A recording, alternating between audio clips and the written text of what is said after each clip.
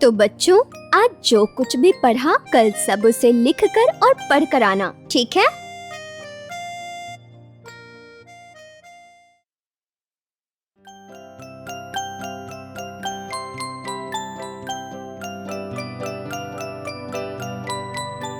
दादी माँ, ओ दादी माँ, बताइए तो आज मैं आपके लिए क्या लेकर आई हूँ? अरे बेटा, क्या लेकर आई हो? आपका सबसे पसंदीदा खाना।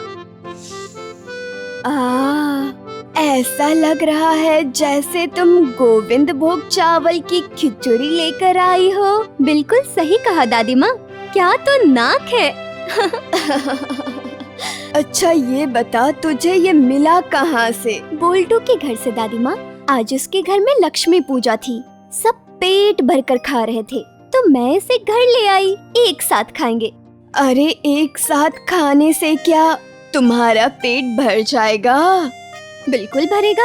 अगर बुढ़िया का पसंदीदा खाना मैंने अकेले ही खा लिया तो फिर मेरा तो पेट ही खराब हो जाएगा। बदमाश लड़की कहीं की। चलिए आ करिए, आ करिए।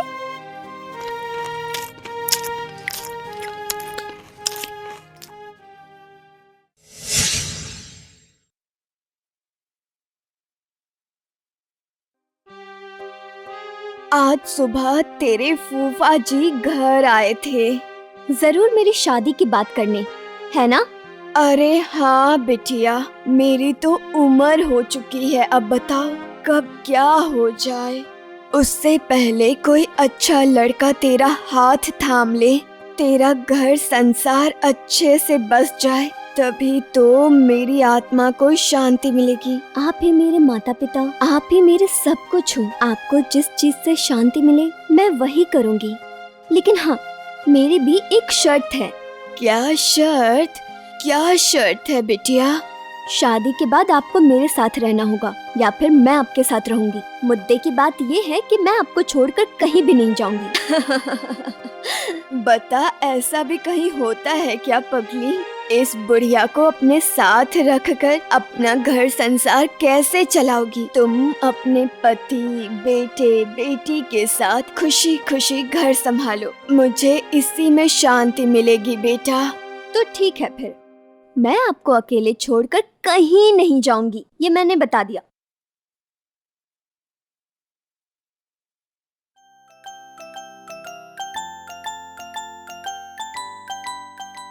खुश रहो बेटा, बहुत खुश रहो, सदा ऐसे ही सुहागन रहो। ये देखो, मैंने तुम्हारी जिम्मेदारी एक बहुत ही अच्छे इंसान के हाथ में दे दी और अब मुझे शांति मिलेगी। अब अगर मैं मर भी जाऊं तो मुझे कोई भी अफसोस नहीं होगी। अब अगर आपने दोबारा ऐसी बात की तो मैं आपको बहुत डांटूंगी। आप अभी क्यों मरेंगी? मैं अष्टमंगला को यहाँ आऊंगी और आपको अपने साथ ले जाऊंगी। तब तक आप अपना ध्यान रखिएगा दादी माँ, मैं जल्द ही वापस आऊंगी। दादी माँ, आप हमारे साथ कुछ दिन उस घर में रह लीजिए ना, और फिर जैसे ही कुछ दिन बीत जाएंगे तो दुर्गा यहाँ आकर इस घर में रह लेगी। चलो अच्छा बाबा, ठीक है, अब तुम लोग घर जाओ, तुम्हारे घर के लोग इंतजार करते होंगे।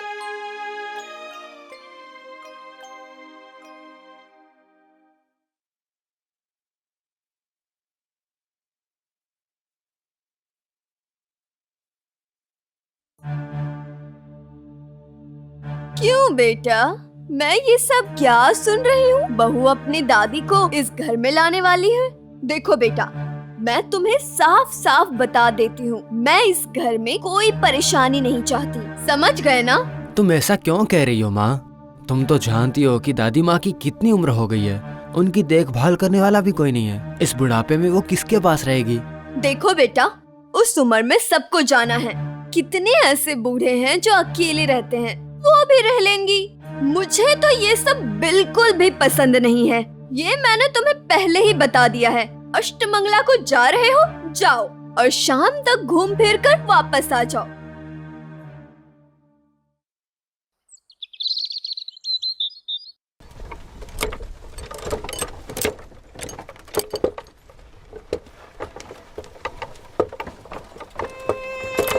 तुम्हें क्या हुआ है? इतनी शांत क्यों हो? ये क्या, तुम्हारी आंखों में आंसू क्यों हैं? क्या हुआ है दुर्गा? मैंने माँ की सारी बातें सुन ली थी, लेकिन मैंने तो आपको पहले ही कहा था कि दादी माँ मेरे साथ ही जाएंगी, तो फिर अब ये सब क्यों हो रहा है? मैं समझ सकता हूँ कि तुम्हें माँ की बातें सुनकर बुरा लगा होगा। अच्छा, मैं देखता हूँ क्या कर सकते हैं। तुम वो सब मत सोचो, मैं संभाल लूंगा।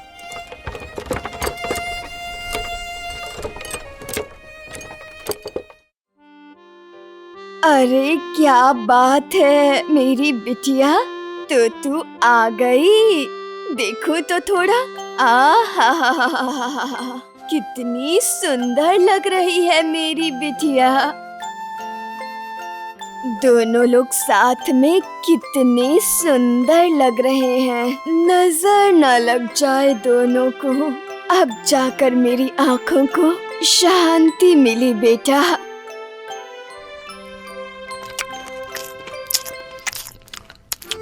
वाह वाह दादी माँ, क्या खाना बनाया है आपने। आपके हाथों में तो जादू है।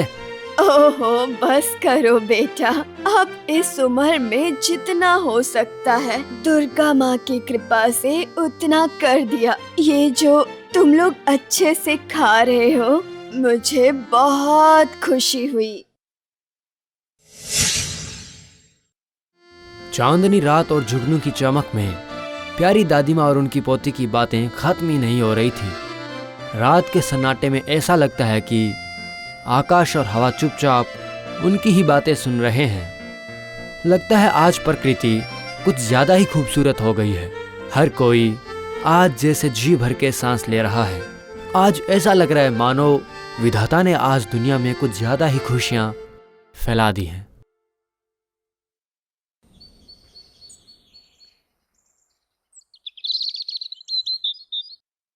दादी माँ, क्या बात है? आज तो आप बहुत देर तक सो रही हैं। दादी माँ, उठिए। दादी माँ, ओ दादी माँ, दादी माँ, ओ दादी माँ, उठिए ना। दादी माँ, ओ दादी माँ, उठिए ना। दादी माँ, ओ दादी माँ। काफी देर तक आवाज देने के बाद दुर्गा को दादी का जवाब नहीं मिला। दुर्गा दादी के शरीर को छूकर उन्हें बुलाने की कोशिश करती है। तभी वो देखती है कि दादी का शरीर ठंडा पड़ गया है। दुर्गा के मन में आशंका होती है तो वो बाहर जाती है और जगदीश को बुलाती है।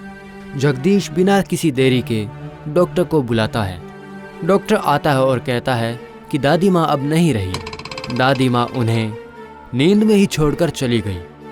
ये बात सुनकर दुर्गा फूट फूट कर रोने लगती है। वो दादी माँ के गले लगकर रोने लगती है। जगदीश दुर्गा को संभालने की कोशिश करता है, लेकिन वो खुद भी रो रहा था। दादी माँ, ओ दादी माँ, दादी माँ, नहीं, दादी माँ उठिए।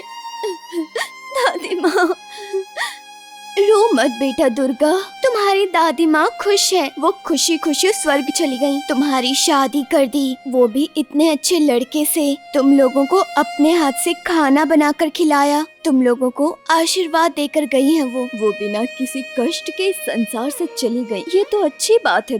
तुम चुप हो जाओ अब और मत रो। देखना तुम्हारी दादी माँ तुम्हारे बच्चे के रूप में वापस आएंगी।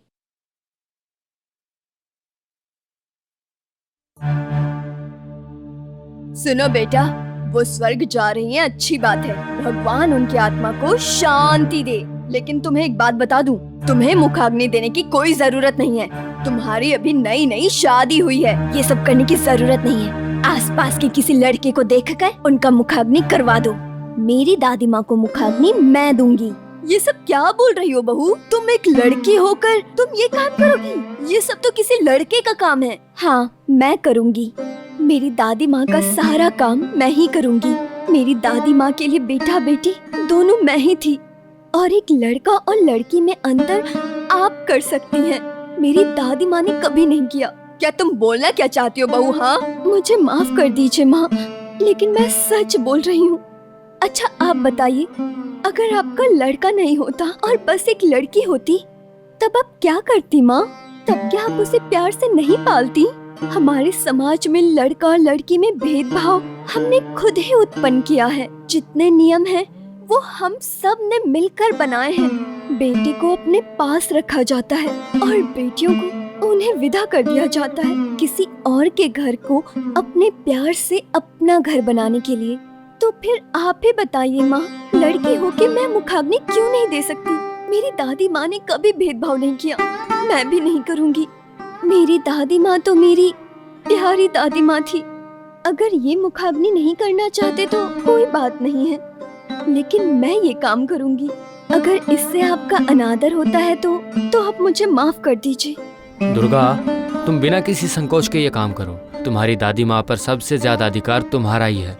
एक बात याद रखना, हमें उस इंसान के बीच कभी भी फर्क नहीं करना चाहिए जिसने कभी किसी के बीच फर्क नहीं किया। इसके बाद दुर्गा दादी माँ को ले जाने के लिए व्यवस्था करती है।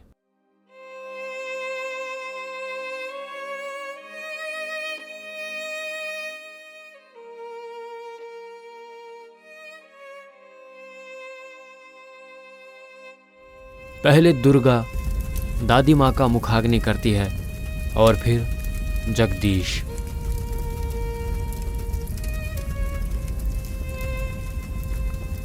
दुर्गा की आंखों से टप टप करके आंसू गिर रहे थे। बहुत असहाय लग रही थी बेचारी। जगदीश उसे कसकर गले लगा लेता है। दुर्गा ने जैसे अपनी दादी माँ को जलती हुई आग के ऊपर उठते हुए धुएं में मुस्कुराते हुए देखा। दादी माँ तो चाहती ही थी कि कोई उसकी दुर्गा का हाथ पूरी जिंदगी इतनी मजबूती से थामे रहे, उम्र भर के लिए उसका साथ दे। दादी माँ, आपने कहा था ना कि मैं आपका बेटा हूँ। मैंने अपनी जिम्मेदारी अच्छे से निभाई है दादी माँ। आपको भी एक जिम्मेदारी निभानी होगी। आपको भी मुझे दिया हुआ वचन याद रखना ही होगा। आपको फिर से वापस आना होगा दादी माँ, आपको फिर से वापस आना होगा। एक साथ रहना ही होगा। आप वापस आ जाइए दादी माँ, वापस आ जाइए। मैं आपका इंतजार करूंगी। वापस आ जाइए दादी माँ, वापस आ जाइए दादी माँ।